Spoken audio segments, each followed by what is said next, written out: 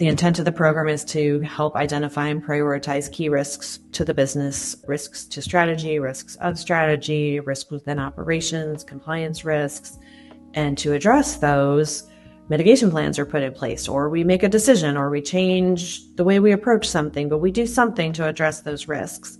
And when we think about measuring progress and measuring success in the program, we often talk about that as, are we making progress on our mitigation plans? One of the challenges in that is risk is never ending and iterative. And so your mitigation plans are going to feel iterative and never ending. But knowing that you're making progress and closing some, you may be opening others because new risks have been identified and you need to do something different or take another tack. That's okay. So don't feel that you're driving to zero in this program, because that's not a realistic goal and that's not a realistic measurement point. There should be progress and activity, changes in volume maybe, but it's never going to go to zero on the things that you're monitoring and managing and working to mitigate. We can't get risk to zero. That's not going to happen in our business.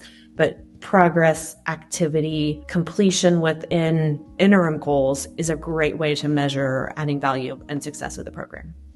There's never been a time where I've been on a risk council meeting where we have not had something to talk about. You do utilize the information you're gleaning from risk assessments from the various activities that are going on, and it's very refreshing to watch as a risk council, which is typically made up of executives, work through some of these items and the amount of information that's shared, the communication that goes on, and then those risk discussions about what is truly the risk here and what's our impact likelihood, things like that. There always seems to be a great conversation that's held, and there's new perspectives brought out that some people hadn't thought of before.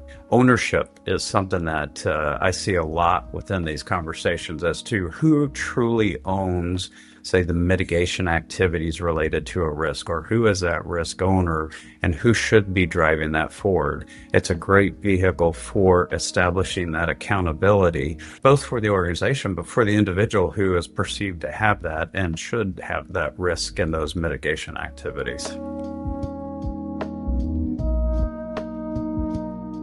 I guess there is the case to be made that organizations, especially those that are in highly regulated environments, a big thing we're seeing is how customers are very much involved in evaluating organizations' risk management programs.